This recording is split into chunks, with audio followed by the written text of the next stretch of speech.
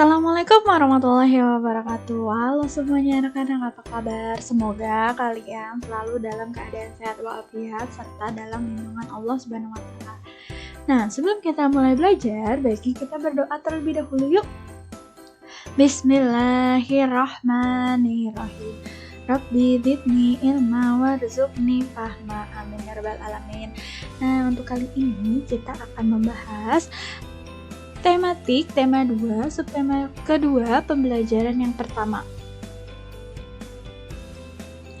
Sebelum kita masuk ke pembelajaran subtema yang kedua, nah kita akan membahas subtema yang pertama dulu nih. Apa itu dongeng? Dongeng merupakan cerita khayalan atau cerita yang tidak benar-benar terjadi. Dongeng biasanya disampaikan secara turun-temurun. Dongeng berfungsi untuk menyampaikan ajaran moral atau mendidik, juga menghibur. Nah, ajaran atau pesan moral suatu dongeng biasanya itu tertera dengan jelas di bagian akhir dongeng. Nah, berarti kalian udah inget kan dongeng itu apa? Jangan sampai lupa ya. Nah, bedanya untuk penokohan dan tokoh itu apa sih? Kalau misalnya penokohan itu seperti watak atau sifat yang dimiliki oleh tokoh dalam suatu cerita. Nah, sedangkan tokoh itu pelaku dalam sebuah cerita. Dalam tokoh itu ada dua, tokoh utama dan tokoh pembantu. Dan kita akan sedikit membahas tentang manfaat tumbuhan untuk pertemuan sebelumnya atau subtema sebelumnya. Nah, yang pertama itu sumber makanan. Sumber makanan itu untuk bahan pangan. Nah, untuk bahan pangan itu bisa dari batang, akar, bunga, daun, biji, buah dari tumbuhan. Yang kedua itu sumber bahan baku, bisa sebagai bahan pakaian, contohnya itu seperti kapas, sebagai bahan baku obat, contohnya seperti kunyit, manggi, sirih, dan sebagai bahan industri, contohnya getah pohon karet.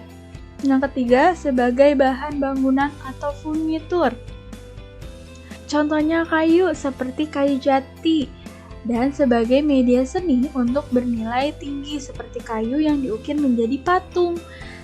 Ada juga penghasil oksigen dan menyaring udara, serta penghias lingkungan. Nah, ini dia manfaat tumbuhan bagi manusia.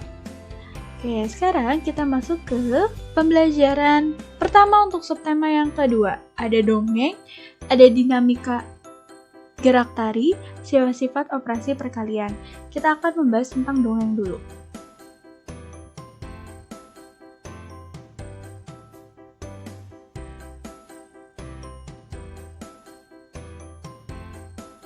Coba kalian amati gambar di samping nih, ada delman dan penumpangnya. Kegiatan apakah yang tampak pada gambar? Pasti kalian tahu, ya seorang menaiki delman. Apa tujuan kegiatan tersebut bagi manusia? Nah, tujuan delman itu buat apa ya untuk manusia? Sebagai alat transportasi atau wisata. Jadi kalau wisata itu misalnya kayak kalian pergi ke kota tua, nah itu banyak delman-delman yang bisa kalian sewa atau kalian naiki gitu. Apakah kuda sangat membantu manusia? Sangat membantu tidak? Ya, benar. Kuda itu sangat bermanfaat bagi manusia untuk olahraga kuda, alat transportasi bagi manusia. Nah, kuda itu banyak manfaatnya untuk manusia.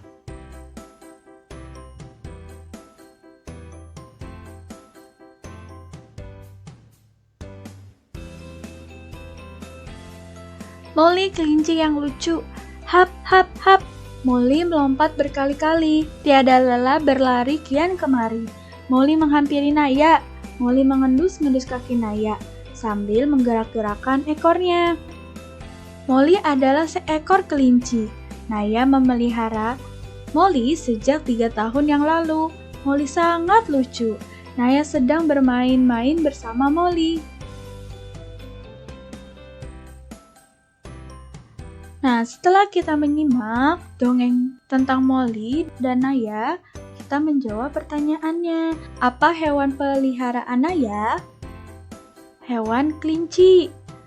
Siapa nama hewan peliharaan Naya? Namanya Molly. Bagaimana perasaan Naya terhadap hewan peliharaannya? Naya senang bermain-main bersama Molly. Kapan Naya mulai memelihara Molly? Naya memelihara Molly sejak 3 tahun yang lalu.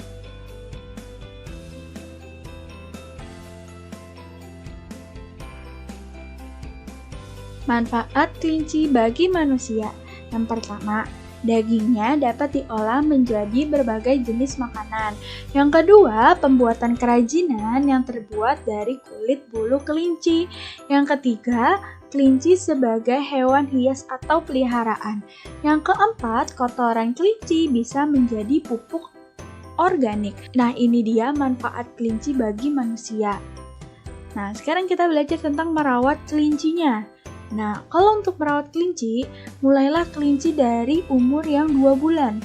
Lalu, kalian membuat ukuran kandang sesuai dengan ukuran kelinci dan terbuat dari kayu. Jangan lupa alas kandang diberi jerami dan membersihkan kandangnya. Lalu, berikan makan kelinci rumput dan wortel. Jangan lupa memandikan menggunakan air hangat, jangan air dingin ya. Sediakan air untuk minum dan diganti setiap hari. Jangan membawa kelinci perjalanan jauh.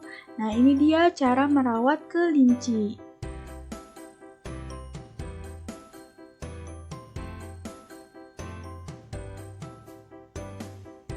Nah, kamu sudah mendengar dan menjawab dongeng Naya yang mempunyai hewan peliharaan bernama Molly.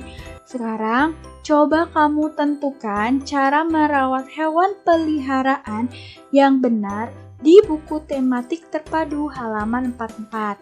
Ayo dibuka bukunya halaman 44-nya.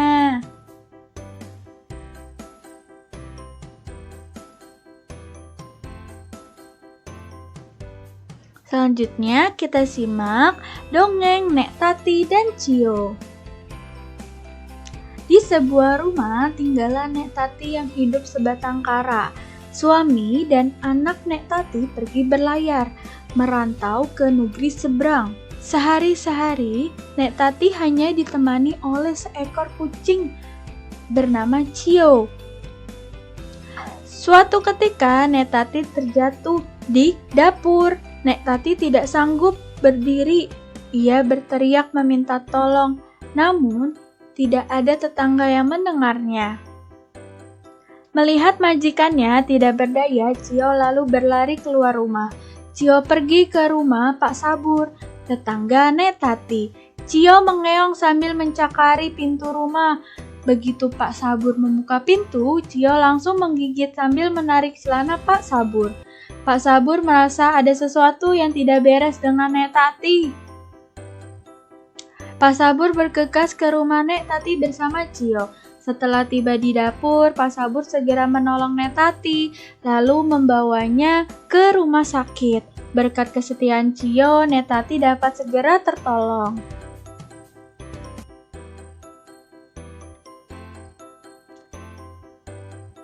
Nah, ini dia merawat kucing. Sediakan alas untuk kandang kucing, lalu bersihkan kandang kucing setiap hari. Beri makan kucing 3 kali sehari.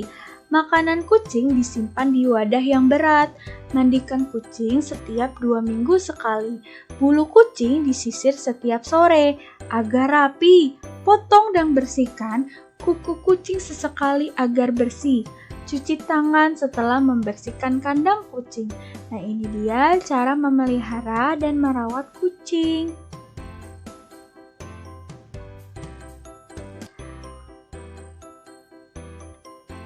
Ayo mencari tahu. Nah, kamu sudah mendengarkan dongeng Nek Tati yang mempunyai hewan peliharaan kucing bernama Cio. Sekarang coba kamu cari tahu arti kata yang ada di buku tematik terpadu halaman 45. Ayo dibuka bukunya halaman 45. Nah, ini kita sudah membahas tentang dongeng. Sekarang kita akan membahas tentang dinamika gerak tarik.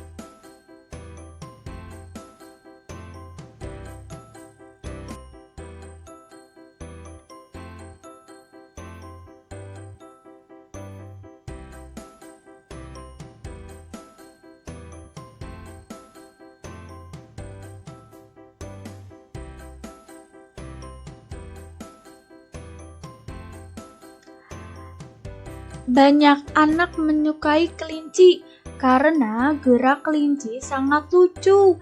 Kelinci bergerak dengan cara melompat-lompat. Gerakan melompat yang dilakukan oleh kelinci dapat dijadikan gerak tari sederhana.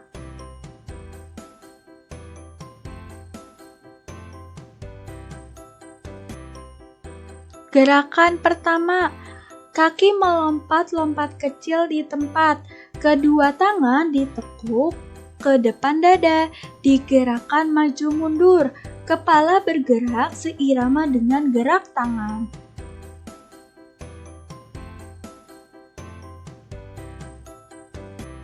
Gerakan yang kedua, kaki berjalan di tempat. Kedua tangan digerakkan ke depan ke belakang, di dekat telinga. Kepala menggeleng ke kiri ke kanan.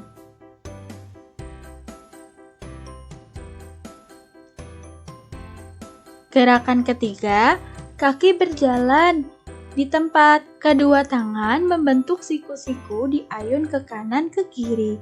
Kepala menggeleng seirama gerak tangan. Nah, setelah kita membahas tentang dinamika gerak tari, yang terakhir kita akan membahas tentang sifat operasi perkalian.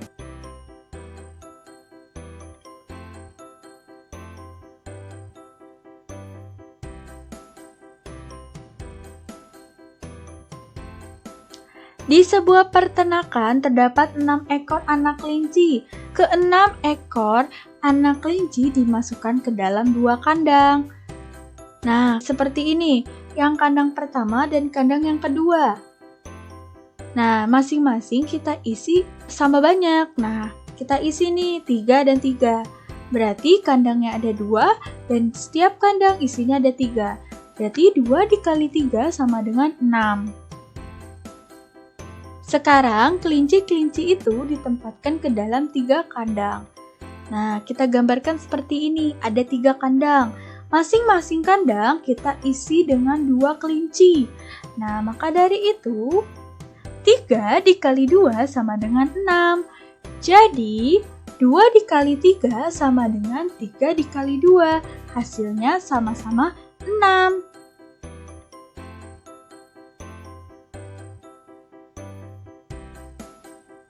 Ayo berlatih. Nah, kamu sudah belajar tentang sifat-sifat operasi hitung perkalian. Sekarang kamu coba berlatih di buku tematik terpadu halaman 47 sampai 48.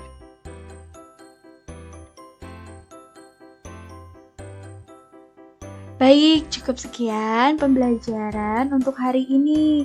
Jika ada kekurangan atau penyampaian dalam tutur kata ibu ada yang salah, mohon dimaafkan. Terima kasih. Wassalamualaikum warahmatullahi wabarakatuh.